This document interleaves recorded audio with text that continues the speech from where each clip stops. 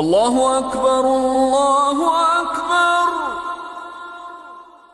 اللہ اکبر اللہ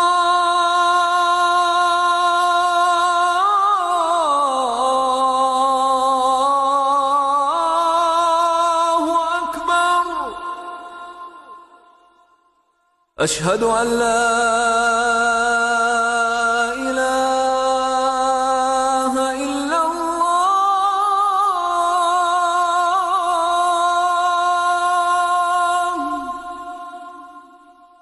أشهد أن لا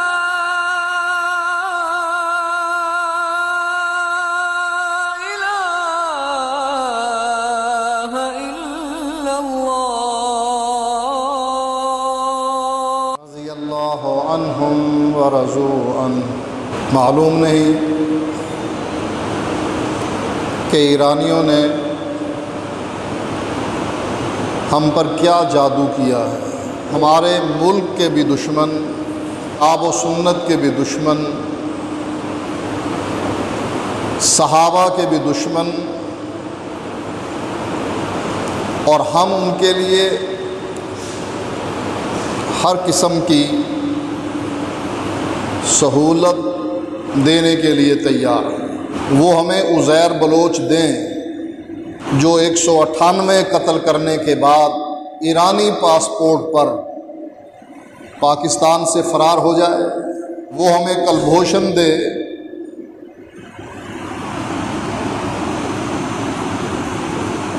کہ جو ایرانی پاسپورٹ پر انڈیا کے لیے جاسوسی کرے، وہ ہمیں تحفے میں ہماری فوج کے لاشیں دے، اور ہم اتنے بے غیرت بن جائیں مدینے کی ریاست میں،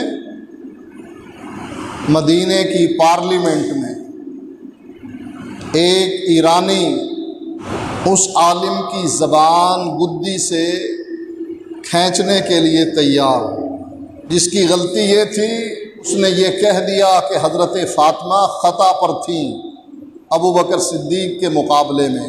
یہ اتنی بڑی غلطی تھی ان کے نزدیک کہ زبان پر لانے کے لیے تیار نہیں، اور قرارداد منظور کروا لی پارلیمنٹ سے۔ اور ہماری اس پارلیمنٹ میں، جس میں اہل حدیث بھی ہیں، دیوبندی بھی ہیں، بریلوی بھی ہیں، اتنے بے غیرت بن گئے کہ جن کے دل میں صحابہ کی عظمت کی کوئی نشانی نظر نہیں آتی، کہ ایک بدبخت ذاکر اپنی مجلس میں اس بات کا اعلان کرتا ہے کہ عرب کا ایک کنجر صحابہ کی وردی پہن کر فاطمہ کے حصے پر قبضہ کرتا ہے، ہم اس کو صحابی نہیں کنجر کہتے ہیں۔ ہمارے سنیوں کو پارلیمنٹ میں جانے والے، ممبران کو، سینٹ میں رہنے والے اراکین کو کوئی غیرت نہیں آئی کہ اس نے قرارداد منظور کروا لی کہ حضرت فاطمہ خطا پر تھیں، اور ہمارے پارلیمنٹ میں جانے والے ممبران اس کے خلاف قرارداد مذمت نہ لا سکے جو ابو بکر صدیق کو نعوذ باللہ کنجر اور لعنتی کہہ رہا۔ ایک اور بے غیرت سید شہریار رضوی کہتا ہے کہ وہ روایت جس کو بنیاد بنا کر ابو بکر صدیق نے حضرت فاطمہ پر ظلم کیا، وہ روایت کس نے بیان کی؟ اللہ کے نبی علیہ الصلاۃ والسلام نے۔ پھر ظالم کون بنے؟ اللہ کے نبی علیہ الصلاۃ والسلام۔ کیوں انہوں نے یہ روایت بیان کی جو بخاری اور مسلم میں موجود ہے کہ ہم انبیاء کی جماعت نہ وارث بنتے ہیں نہ کسی کو وارث بناتے ہیں، ہم جو چھوڑ کر جائیں وہ صدقہ ہے، بیت المال کا حصہ ہے، नाउज़ु बिल्लाह सबसे बड़े मुजरिम कौन? अल्लाह के नबी।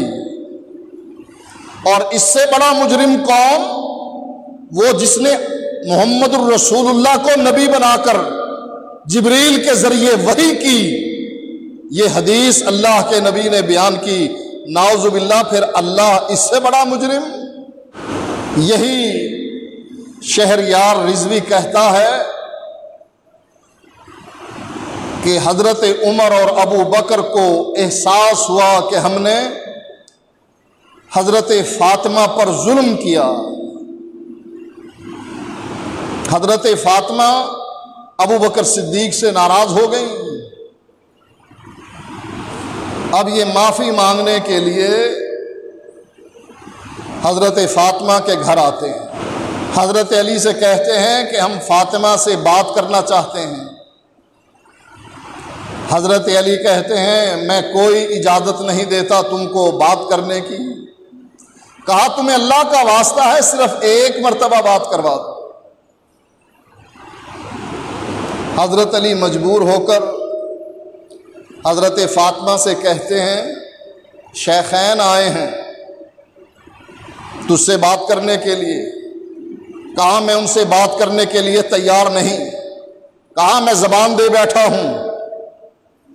कहा अच्छा बुलाओ, मैं दरमियान में पर्दा डालती हूं, वो दरवाजे पर खड़े होकर बात कर लें जो करना चाहते हैं। हजरत उमर और अबू बकर दोनों आए। हजरत फातिमा के दरवाजे पर खड़े होकर कहा अस्सलामु अलैके या इब्नत रसूलिल्लाह, ए रसूल की बेटी तुझ पर सलाम हो। हजरत फातिमा ने कोई जवाब नहीं दिया। फिर ये बदबख्त मसला समझाता है कि सलाम करना मुस्तहब है, जवाब देना वाजिब है। सलाम अगर ना किया जाए गुनाह नहीं, लेकिन अगर सलाम का जवाब ना दिया जाए गुनाह है, क्योंकि ये वाजिब है। शेखैन कहने लगे ए रसूल की बेटी हमने तुझको सलाम कहा है। कहने लगी मैंने सलाम सुन लिया है, जवाब क्यों नहीं दिया? कहा सलाम का जवाब मुसलमान को दिया जाता है। साबित हुआ कि फातिमा ना उमर को मुसलमान समझती थी ना अबू बकर को मुसलमान समझती थी। कोई एक्शन नहीं।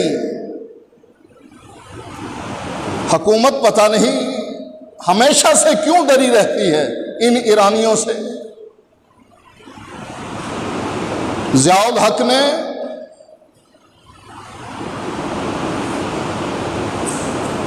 ये ऑर्डर जारी किया कि जितने बदकारी के अड्डे हैं मुल्क में उनको बंद कर दिया जाए। एजेंसियों ने रिपोर्ट दी कि हमारे मुल्क में एक जमात इसके खिलाफ है, वो बदकारी के अड्डों को बंद नहीं करने देती। जर्नैल बड़ा हैरान हुआ कि ऐसी कौन सी मजहबी जमात है जो बदकारी के अड्डों को बंद नहीं करने देती। जब उसको बतलाया गया कि एक वो जमात है कि बदकारी के अड्डों पर बैठने वाली औरतें लिख कर देती हैं हमारा मजहब ईरानी है और हम अपने कोठों पर मुता करती हैं, और हमारे मुता करने के बाद उसके गुस्ल के एक एक कतरे से 70 हजार फरिश्ते पैदा होते हैं जो मुता करने वाले और करवाने वालियों के लिए मगफरत की दुआ करते हैं।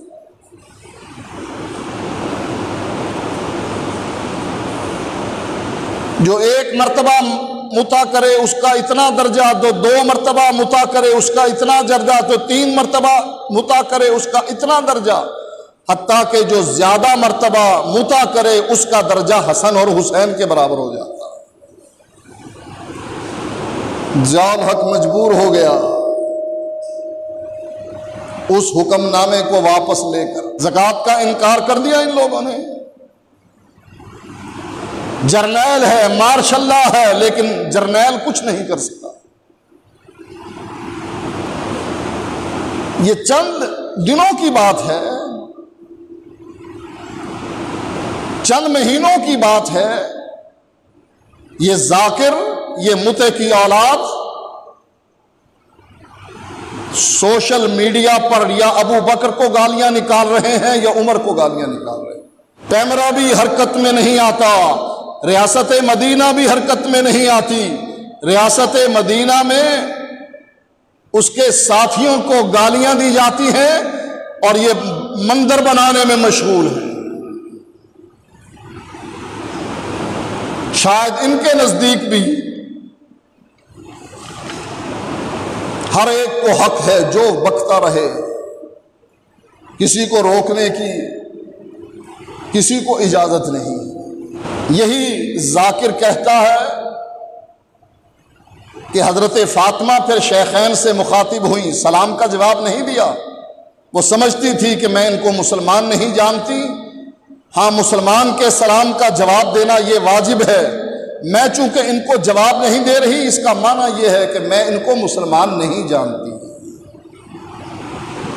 شیخین سے یہ دونوں مخاطب ہو کر کہتی ہیں، کیا تم دونوں نے سنا نہیں کہ میرے بابا نے کہا تھا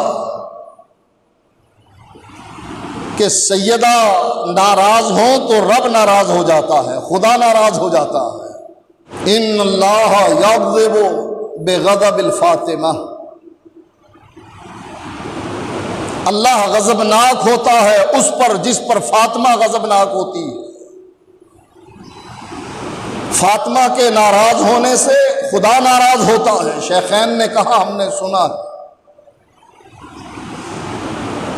کہنے لگی کیا تم نے یہ بھی سنا ہے کہ میرے بابا نے کہا تھا فاطمہ تو بضعۃ منی، فاطمہ میرے جسم کا ٹکڑا ہے، یؤذینی ما اذا، جس چیز سے اس کو تکلیف پہنچتی ہے وہی تکلیف مجھے پہنچتی ہے، جس بات سے اس کو عذاب پہنچے گی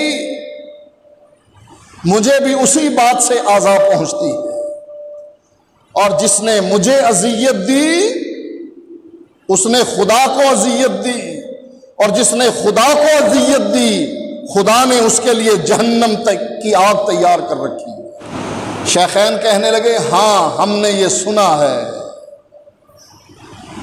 ہم نے یہ حدیث بھی سنی ہے۔ کہنے لگی پھر خدا کی قسم ہے میں مرنے کے بعد سب سے پہلے اپنے بابا سے تم دونوں کی شکایت کروں گی کہ تم نے مجھ کو بڑا ستایا، تم نے مجھ پر بڑا ظلم کیا۔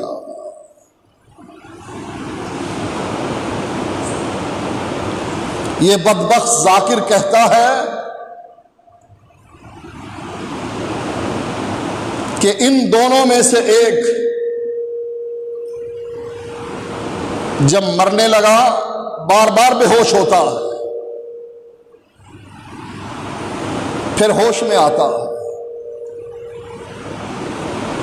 پھر کہتا ہے اے کاش میں 3 کام نہ کرتا۔ کسی نے پوچھا وہ 3 کام کون سے ہیں جو آپ نے کیے؟ کہنے لگے میں کاش فاطمہ کے دروازے پر آگ لے کر نہ جاتا اور فاطمہ کے دروازے کو نہ جلاتا۔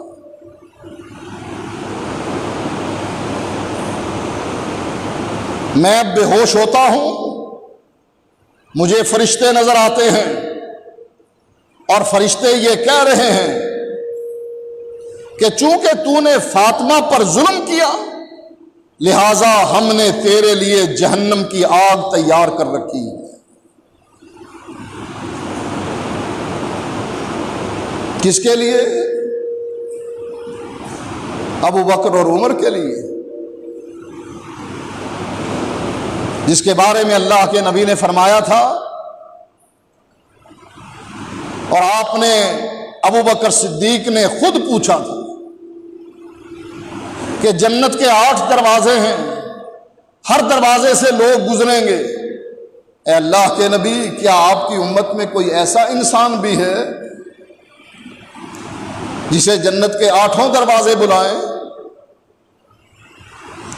فرمانے لگے اللہ کے نبی، ابو بکر مجھے اللہ سے امید ہے کہ جس کو جنت کے 8 دروازے بلائیں گے میری امت میں سے وہ تو ہوگا۔ اس کو جہنم کے فرشتے کہہ رہے ہیں رب نے تیرے لیے جہنم تیار کر رکھی ہے، کہ جب اللہ کے نبی معراج پر گئے یا آپ نے خواب دیکھا ایک محل نظر آیا، فرشتوں سے پوچھنے لگے یہ خوبصورت محل کس کا ہے؟ کہا ایک عربی کا۔ کہا میں عربی ہوں نا؟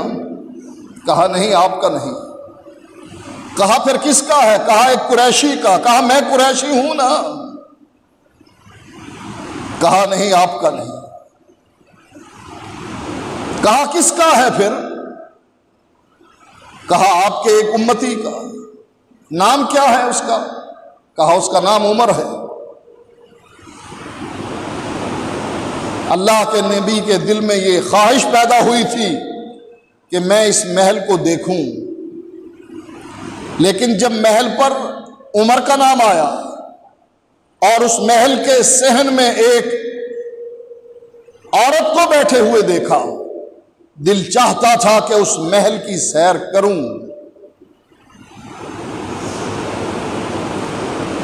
لیکن عمر کی غیرت یاد آ گئی۔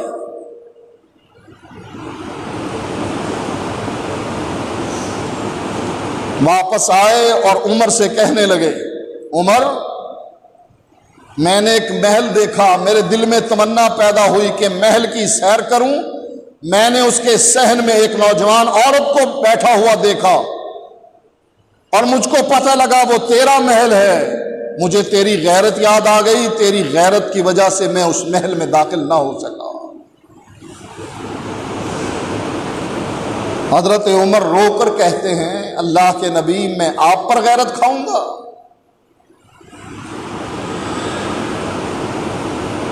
اس کو یہ ذاکر حرامی کیا کہتا ہے، یہ متے کی اولاد کیا کہتا ہے، یہ کنجریوں کا بیٹا کیا کہتا ہے کہ فرشتے عمر کو نظر آ رہے تھے اور فرشتے کہہ رہے تھے عمر تو نے چونکہ فاطمہ کو ناراض کیا ہے نا، آج اللہ نے تیرے لیے جہنم کی آگ تیار کر رکھی۔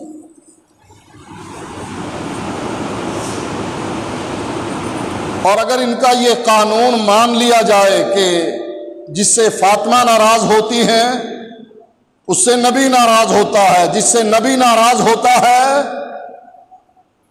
اس سے اللہ ناراض ہوتا ہے، اور جس سے اللہ ناراض ہوتا ہے اللہ اس کے لیے جہنم تیار کرتا ہے، اگر یہ قانون اور اصول اسی طریقے سے مانا جائے، ان کو پتہ نہیں کہ ان کے فتوے کی زد کہاں کہاں پڑتی ہے۔ حضرت فاطمہ رضی اللہ تعالی عنہا حضرت علی کی بیوی تھی، بخاری کی روایت ہے ان علی ابن ابی طالب خطب بنت ابی جہل وعندہ فاطمہ، حضرت علی ابن ابی طالب نے ابو جہل کی بیٹی کو نکاح کا پیغام بھیجا، وعندہ فاطمہ تو بنت رسول اللہ صلی اللہ علیہ وسلم، اور حقیقت یہ تھی کہ فاطمہ نبی کی بیٹی حضرت علی کے نکاح میں تھی۔ فلما سمعت بذالک فاطمہ تو اتت النبی صلی اللہ علیہ وسلم، جب حضرت فاطمہ نے حضرت علی کی یہ حرکت دیکھی، ان کو یہ بات معلوم ہوئی، وہ اپنے بابا کے گھر تشریف لائی، فقالت له ان قومك يتحدثون انك لا تغضب لبناتك، بابا باہر لوگ یہ پروپیگنڈا کر رہے ہیں کہ محمد الرسول اللہ اپنی بیٹیوں کے مسئلے میں کسی سے ناراض نہیں ہوتے ہیں. وَهَذَا عَلِيٌّ نَاكِحًا ابْنَةَ أَبِي جَهْلٍ، اور یہ علی ابو جہل کی بیٹی سے نکاح کرنا چاہتا ہے. حدیث کے راوی مسور بن مخرمہ کہتے ہیں فسمعت رسول اللہ صلی اللہ علیہ وسلم وهو يخطب الناس في ذلك على منبره هذا، میں نے اللہ کے نبی کو مسجد نبوی کے اس منبر پر خطبہ دیتے ہوئے سنا. وہ کہہ رہے تھے ان فاطمہ منی وانی اتخوف ان تفتن فی دینہا، فاطمہ میرے جسم کا ٹکڑا ہے اور مجھے ڈر ہے کہ اس کے دین پر کوئی آفت نہ آ جائے. ثم ذکر سحر اللہ من بنی عبد شمس، پھر اللہ کے نبی نے اپنے دوسرے داماد جو عبد شمس قبیلے سے تھا اس کا تذکرہ کیا. فَأَثْنَى عَلَيْهِ فِي مُصَاهَرَتِهِ إِيَّاهُ، پھر آپ نے اپنے دوسرے داماد کی تعریف کی. قال حدثنی فصدقنی، جب بھی میرے دوسرے داماد نے بات کی سچی کی. ووعدنی فاوفی لی، جب مجھ سے وعدہ کیا اس نے وعدے کو پورا کیا. وانی لست احرم حلالا ولا احل حراما، میں حرام کو حلال نہیں کرتا اور شادیوں کا حق ہے ہر آدمیوں کو، اور یہ حق علی ابن ابی طالب کو بھی ہے. میں اس مسئلے میں حلال چیز کو حرام نہیں کرتا اور حرام چیز کو حلال نہیں کرتا. ولیکن لیکن یہ بات یاد رکھو، واللہ اللہ کی قسم ہے، لا تجتمع بنت رسول اللہ صلی اللہ علیہ وسلم و بنت عدو اللہ. اللہ کی قسم یہ بات یاد رکھو کہ ایک آدمی کے نکاح میں اللہ کے رسول کی بیٹی اور اللہ کے دشمن کی بیٹی کبھی جمع نہیں ہو سکتی. مکانن واحدن ابدن، جب تک فاطمہ زندہ ہے فاطمہ کی زندگی میں علی ابو جہل کی بیٹی سے نکاح نہیں کر سکتا. ہاں ایک رستہ موجود ہے، وہ رستہ کیا ہے؟ مسور بن مخرمہ ہی بیان کرتے ہیں انہ سمع رسول اللہ صلی اللہ علیہ وسلم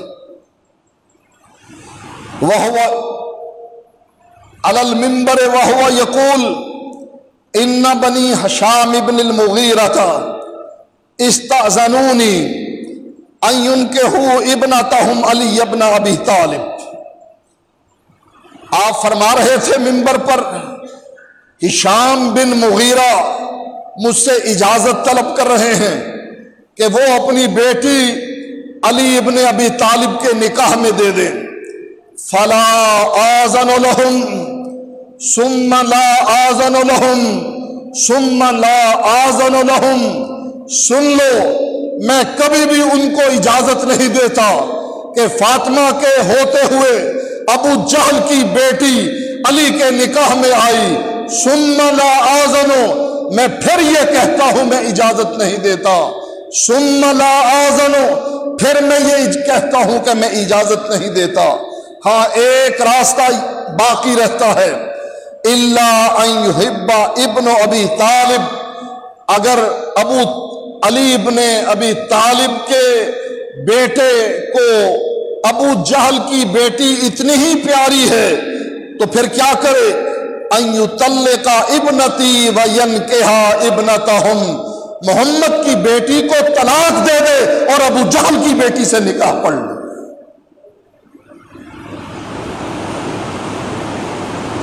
فاطمہ کے دل کو کس نے دکھایا؟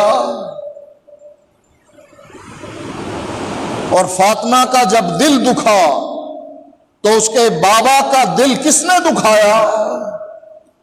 اور جب اس کے بابا کا دل دکھا تو رب کو اذیت پہنچی یا نہ پہنچی؟ اور پھر اذیت پہنچانے والوں کے لیے نعوذ باللہ ثم نعوذ باللہ ان کے فتوے کے بقول اللہ نے اس کے لیے جہنم تیار کی یا نہ کی؟ ابو بکر بھی جنتی، عمر بھی جنتی، عثمان بھی جنتی، حضرت علی بھی جنتی رضوان اللہ علیہم اجمعین، سارے صحابہ جنتی۔ لیکن ان متے کی اولاد کے فتوے کو اگر مان لیا جائے، جہاں ابو بکر جہنمی، عمر جہنمی، عثمان جہنمی، ان کے فتوے کے بقول علی ابن ابی طالب بھی جہنمی، حسن ابن علی بھی جہنمی، کیونکہ اس نے بھی فاطمہ کا حق، فاطمہ کی اولاد حسین کو نہیں دیا، خود نہیں لیا۔ حضرت علی نے بھی یہ حق نہ حسن کو دیا نہ حسین کو دیا، بیت المال کا حصہ بنایا۔ لوگ پتہ نہیں کیوں بے غیرت بن گئے ہیں، وہ سمجھتے ہیں کہ ہم ایم این اے سینیٹر بن گئے، ہمارے پاؤں کے نیچے بٹیرا آ گیا، پاؤں اٹھایا تو بٹیرا اڑ جائے گا، لہذا بے غیرت بن کر پارلیمنٹ میں بیٹھے ہوئے ہیں۔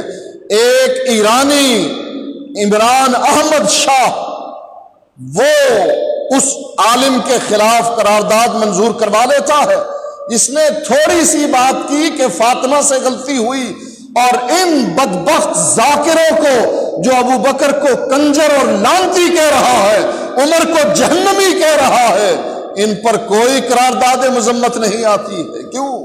ایران ان کی پشت پر ہے، ان کو پتا ہے کہ جیسے انہوں نے کراچی میں حضرت علی کا یوم منانے کے لیے 24 گھنٹے کی مہلت دی اور حکومت گھٹنے ٹیکنے پر مجبور ہو گئی، ایسے ہی ان کے خلاف اگر ایکشن لیا گیا پورے ملک میں یہ آگ لگا دیں گے، قتل کرنا اہل سنہ کو شروع کر دیں گے۔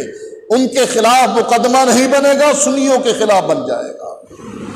اس لیے ہم بے غیرت بن کر زندگی بسر کر رہے ہیں۔ سنیوں کے ملک میں، ہاں ایران ہوتا نا،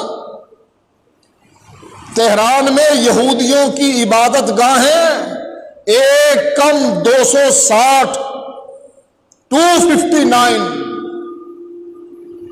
اور بے شمار عیسائیوں کے چرچ، اور سنیوں کی ایک مسجد بھی نہیں۔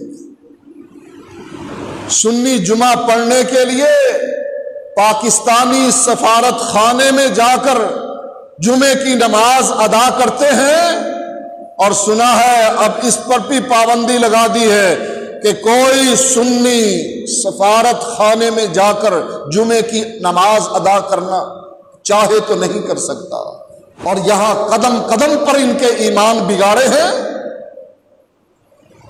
پولیس کے پہرے ہیں، محرم میں رینجر ان کے ساتھ چلتی ہے، فضاؤں میں ہیلی کاپٹر گھومتا ہے، زمین پر پولیس اور رینجر ان کی حفاظت کرتی ہے، اور یہ صحابہ کو بھونکتے ہیں صحابہ پر اور ان کو کافر اور مرتد کہتے ہیں۔ واہ مدینے کی ریاست! اسی لیے یہودیوں نے ہمارے وزیر اعظم کو منتخب کروایا کہ جاؤ مدینے کی ریاست میں یہودیوں کو پناہ دو، عیسائیوں کو پناہ دو، توہین رسالت کرنے والوں کو آزاد کرو، صحابہ کے دشمنوں کی مدد کرو، اور رگڑو ان کو جو صحابہ کا دل سے احترام کرتے ہیں۔ کیا کرے؟ یہ صحابہ کو گالیاں دیتے ہیں اور ہم اہل بیت کو گالیاں نہیں دے سکتے۔ کیوں؟ صحابہ بھی ہمارے، اہل بیت بھی ہمارے، ابو بکر بھی ہمارے، فاطمہ بھی ہماری، عمر بھی ہمارے، علی بھی ہمارے، عثمان بھی ہمارے، حسن اور حسین بھی ہمارے۔ ہم کس کو گالی دیں؟ ان کو اس مجبوری کا علم ہے کہ ہم گالیاں نہیں نکال سکتے ہیں، وہ ہمارے اپنے ہیں۔ اور چونکہ بدبخت کہتے ہیں کہ کسی نے کہا صحابہ کو کچھ نہ کہو، یہ پروانے ہیں، ذاکر کہتا ہے شمع کے گرد پھرنے والے پروانے ہیں۔ کہا یہ مثال تو بری مثال ہے۔ کیوں بری ہے؟ کہا جس وقت شمع بجھ جاتی ہے پروانے بھاگ جاتے ہیں، ایسے ہی شمع رسالت جس دن بجھ گئی سارے پروانے غائب۔ اب ان کی زبان کو کون روکے؟ محمد بن عبد الوہاب جیسا کوئی شخص ہو پھر ہم دیکھیں کہ ان کی زبان کیسے چلتی ہے۔ عمران احمد شاہ پارلیمنٹ میں کہتا ہے کہ ان کی زبان گدی سے کھینچ لی جائے، کیا اس کی زبان اور اس کے جسم کے ٹکڑے نہ کر دیے جائیں جو ابو بکر کو کنجر اور عمر کو جہنمی کہتا؟ کہاں گئی غیرت مسلمانوں کی؟